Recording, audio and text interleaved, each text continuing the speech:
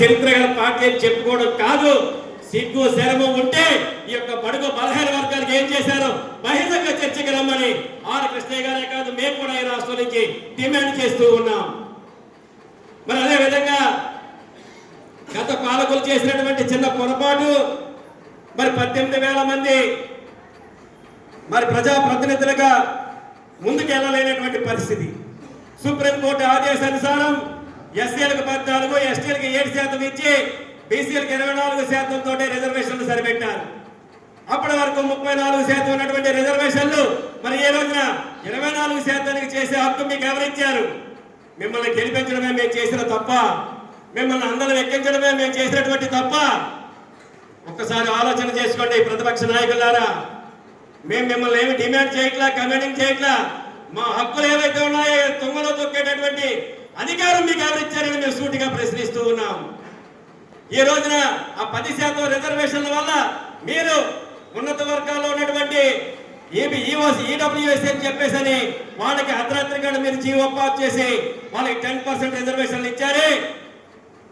ఈ యొక్క దేశానికే కాదు ప్రపంచ దేశానికే నాగరికత నేర్పుకునేటువంటి కులాలకి మీరు ఎందుకు రిజర్వేషన్లు ఇవ్వడానికి ఆలోచన చేస్తున్నారని మేము సూటిగా ప్రశ్నిస్తూ ఉన్నాం. పక్క రాష్ట్రంలో తమిళనాడులో మరి బీసీల పాలన నడుస్తుంది. అక్కడ 69% రిజర్వేషన్లు ఇస్తున్నారు. మరి ఆ పక్కన ఉన్నటువంటి కర్ణాటకలో మరి బీసీలే అక్కడ ముఖ్యమంత్రులు అవుతున్నారు. అక్కడ 72% రిజర్వేషన్లు ఇస్తున్నారు.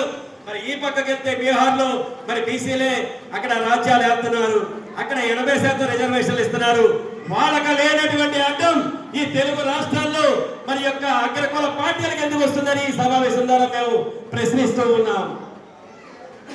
మాకు రావాల్సినటువంటి వాటా ఏదైతే ఉందో ధర్మబద్ధంగా మాకు పంచండి.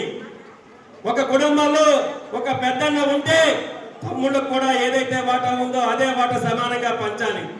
కానీ ఇక్కడ పెద్దన్న పాత్ర మీ చేతిలో పెట్టాం కదా అని కింద ఉన్నటువంటి కులాలన్నింటినీ కూడా తొక్కాలని చూస్తే మా చేతిలో భారత రాజ్యాంగం కల్పించినటువంటి ఓటు అనేటటువంటి ఆయుధం ఉంది. తస్మత్ జాగ్రత్త. రానున్న రోజుల్లో మా ఓటుతోటి మా బీసీలు ఎక్కడైతే పోటీ చేస్తారో వాళ్ళందరినీ కూడా మేము గెలిపించుకునేటటువంటి వెసులుబాటు సమయం ఆశయమైందని ఈ సందర్భంగా తెలియజేస్తూ ఉన్నాం.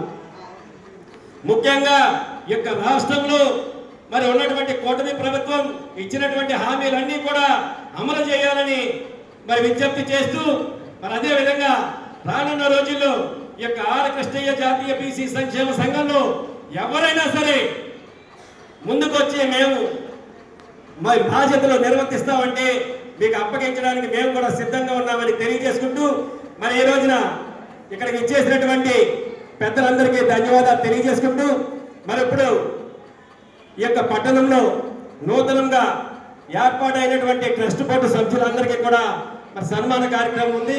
ముందుగా అది అయిన తర్వాత ప్రమాణ స్వీకార కార్యక్రమం ఉంటుందని తెలియజేసుకుంటున్నాను.